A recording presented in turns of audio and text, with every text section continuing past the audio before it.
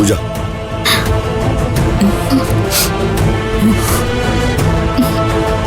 പേടിക്കണ്ട, മരിച്ചിട്ടൊന്നുമില്ല. ഇറങ്ങും.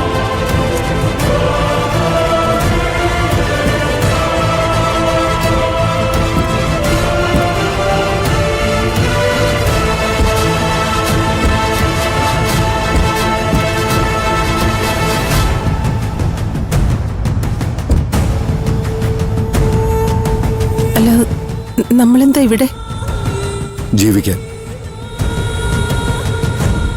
ഇനി മുതൽ നമ്മളിവിടെ ജീവിക്കാൻ പോകുന്നേ. വാ.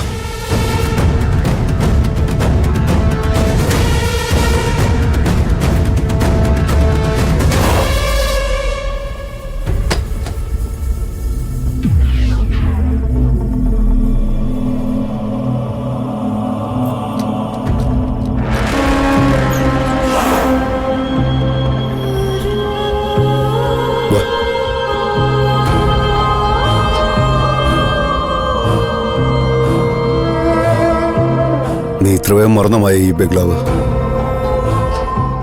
നിന്റെ സോറി മായ, നമ്മുടെ 10ാം വിവാഹ വാർഷികത്തിന് ഞാൻ നിനക്ക് വാങ്ങിത്തന്ന സമ്മാനമായത്. നീ ഇതൊക്കെ എങ്ങനെ ഓർക്കാനാ? വെറുക്കപ്പെട്ടതെന്ന് ഓർക്കാൻ നമ്മൾ ആഗ്രഹിക്കില്ലല്ലോ. എന്തായാലും ഇതൊന്ന് വാങ്ങിയത് നന്നായി. ഇതിനിപ്പോൾ ഇങ്ങനൊരു ഉപയോഗം ഉണ്ടായല്ലോ.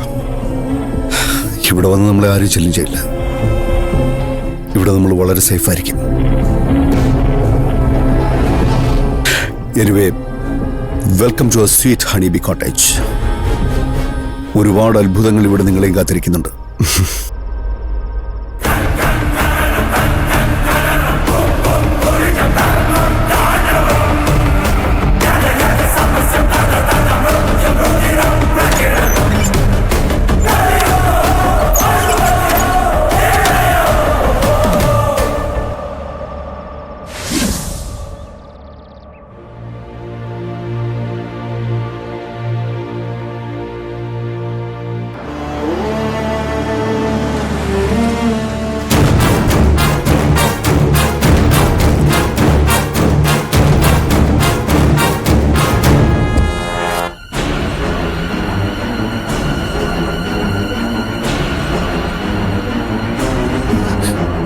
എന്താ തെത്തേട്ടാ, അവനെ കുറിച്ച് എന്തെങ്കിലും വിവരം കിട്ടിയോ?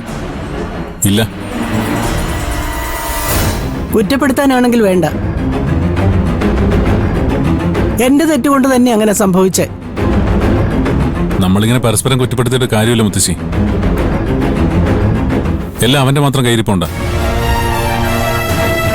നമ്മൾ അവനെ കുറിച്ച് ഇത്ര ടെൻഷൻ അടിക്കുന്നു. ആ ചിന്ത അവനില്ലാത്ത എന്ന് വെച്ചു നമുക്കവനെ അങ്ങനെ ഉപേക്ഷിച്ച് കളയാൻ പറ്റുമോ മോനെ?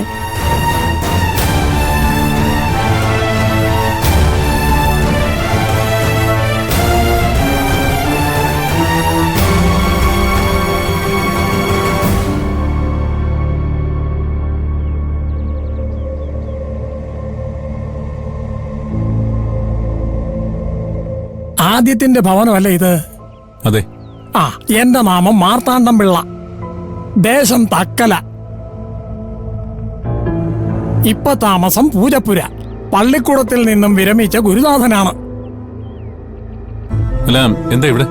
അങ്ങ് ആദ്യത്തിന്റെ ആരാണാവോ? പെങ്ങളുടെ ഭർത്താവാ. ആ, മച്ചമ്പി അല്ലേ? എന്നാ മച്ചമ്പിയുടെയും മറ്റു കുടുംബാംഗങ്ങളുടെയും സത്വര ശ്രദ്ധയിലേക്കായി ഞാനൊരു കാര്യം പറയാം.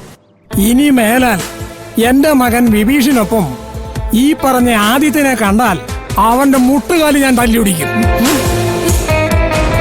ഇന്നലെ നിശയിൽ ഏതോ അജ്ഞാത ശക്തി അവനിട്ട് വെച്ച വെടി എന്റെ ഏകസുതൻ വിഭീഷിന്റെ കൈത്തണ്ടയിലാ പതിച്ചത്. ഒരു നൂലിഴ വ്യത്യാസത്തിലാ അത് നെഞ്ചിൽ പതിക്കാതെ അവൻ രക്ഷ പ്രാപിച്ചത്. അല്ല, നിങ്ങൾ എന്തൊക്കെയാ പറയുന്നേ? അതെ, മനുഷ്യനും മനസ്സിലാകുന്ന ഭാഷ എന്തെങ്കിലും പറ. ഈ ഭാഷ നിങ്ങൾക്ക് മനസ്സിലായില്ലെങ്കിൽ പിന്നെ ഭൂമിയിൽ ഒരു ഭാഷയും നിങ്ങൾക്ക് മനസ്സിലാവില്ല. ഞാൻ പറഞ്ഞതിൽ എന്താണ് നിങ്ങൾക്ക് മനസ്സിലാവാതെ പോയത്? ഇന്നലെ നിശയിൽ ഏതോ അജ്ഞാതൻ വെടിവെച്ച കാര്യമോ? അത് ചെമ്പകശ്ശേരിയിലെ ആദിത്യന് പകരം എഴുത്തച്ഛൻ വീട്ടിലെ മാർത്താണ്ഡപ്പിള്ളയുടെ മകൻ വിഭീഷന് കൊണ്ടതോ? ഇതിലേതാ നിങ്ങൾക്ക് മനസ്സിലാവാത്തത്? എന്നിട്ട് ആദ്യം എവിടെ? അവൻ എവിടെയെന്ന് അന്വേഷിക്കുന്നതല്ല എന്റെ ജോലി. അത് നിങ്ങൾ അന്വേഷിച്ച് കണ്ടുപിടിച്ചാ മതി. പക്ഷേ അവൻ വരുമ്പോ ഒരു കാര്യം പറഞ്ഞേക്കണം. ഇനി മേലാൽ എന്റെ മകനെ കാണുകയോ അവനോട് സംസാരിക്കുകയോ ചെയ്യാൻ പാടില്ലെന്ന്. ഇന്നിപ്പം വെടി, നാളെ ചിലപ്പം ബോംബായിരിക്കും. ഇവിടുത്തെ ചെക്കന് നേരെ ആരെങ്കിലും എറിയാൻ പോകുന്നത്. അത് താങ്ങാനുള്ള ത്രാണി എന്റെ മകനില്ല. അവനൊരു പാവം ചെല്ല കിളിയ. കുരുതി കൊടുക്കരുത്.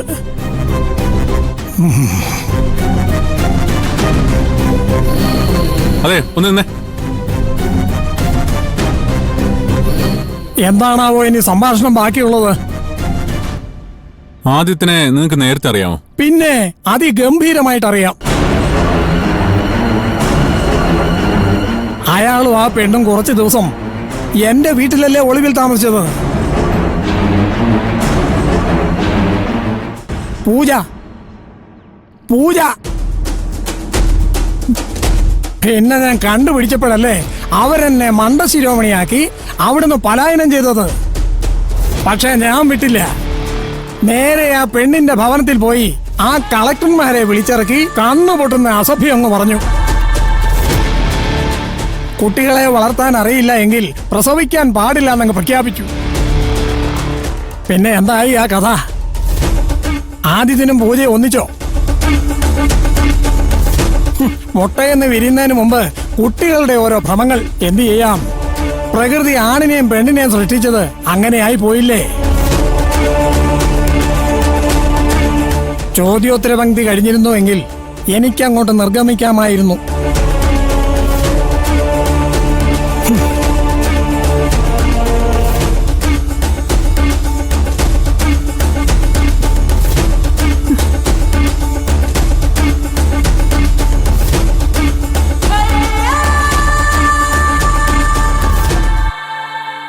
താൻ കാണിച്ച മണ്ടത്തരമാണെന്ന് ഞാൻ പറയൂ. എടോ, അടഞ്ഞു കിടക്കുന്ന വീട്ടിൽ അങ്ങനെ എപ്പോഴും ചെന്ന് നോക്കാൻ പാടില്ല. നാളെ അതുമായി ബന്ധപ്പെട്ട് എന്ത് കുഴപ്പമുണ്ടായാലും അത് തന്റെ മേൽ വരും. എന്തു കുഴപ്പം? ഞാൻ ഏതായാലും അവിടെ പോകുന്നത് മോഷ്ടിക്കാനല്ലെന്ന് എല്ലാവർക്കും അറിയാലോ. മോഷണത്തെക്കാൾ വലിയ ഒഫൻസ് അല്ലേ തന്റെ മേൽ മറ്റുള്ളവർ ആരോപിച്ചിരിക്കുന്ന? പൂജയെ കടത്തിക്കൊണ്ടുപോയ പ്രതിയല്ലേ താൻ? എല്ലാം അറിയാവുന്ന താൻ തന്നെ ഇത് പറയണം കേട്ടോ. എല്ലാം അറിയാവുന്നത് കൊണ്ടാ ഞാൻ പറയുന്നത്. താൻ എത്രയും പെട്ടെന്ന് വീട്ടിൽ പോകാൻ നോക്ക്. അല്ലെങ്കിൽ അത് തന്റെ മുത്തശ്ശിയോടും തന്റെ ആമി ചേച്ചിയോടും അവരുടെ ഹസ്ബൻഡിനോടും ചെയ്യുന്ന ചതിയായിരിക്കും. എടോ, ഞാനിപ്പോ അങ്ങോട്ട് ചെന്നാ അവരെന്നെ പറഞ്ഞ് ഡൽഹിക്ക് വിടും. താൻ പോണം.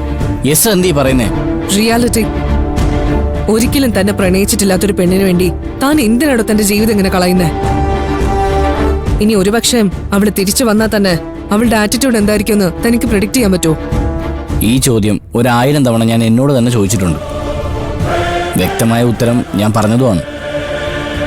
പ്രഡിക്ഷൻസ് മാത്രമല്ലല്ലോ ജീവിതം. അല്ലെങ്കിൽ തന്നെ പ്രെഡിക്റ്റ് ചെയ്ത പോലെ ഇന്ന് വരെ ആരെങ്കിലും ജീവിച്ചിട്ടുണ്ടോ? ഇങ്ങനെയൊക്കെ താൻ ചോദിച്ചാൽ ഞാൻ കുഴഞ്ഞു. ഒരുപാട് കാലത്ത് അടുപ്പമൊന്നും നമ്മൾ തമ്മിലില്ല. എന്നാലും എനിക്ക് പരിചയമുള്ള ഒരാൾ നശിച്ചു പോകുന്നത് കാണാൻ വയ്യാത്തോണ്ട് പറഞ്ഞതാ. ഇതാണ് എന്റെ നാശമെങ്കിൽ സന്തോഷത്തോടെ ഞാൻ സ്വീകരിക്കും. എന്നാലും താൻ അവളെ ഉപേക്ഷിക്കില്ല അല്ലേ? പറഞ്ഞല്ലോ, അവളെ സ്വീകരിക്കാൻ എനിക്ക് ആരുടെ അനുവാദം വേണ്ട. ഈ എന്റെ പോലും. മരണം വരെ ഞാൻ അവളെ സ്നേഹിച്ചുകൊണ്ട് തന്നെ ഇരിക്കും. പോട്ടെടോ.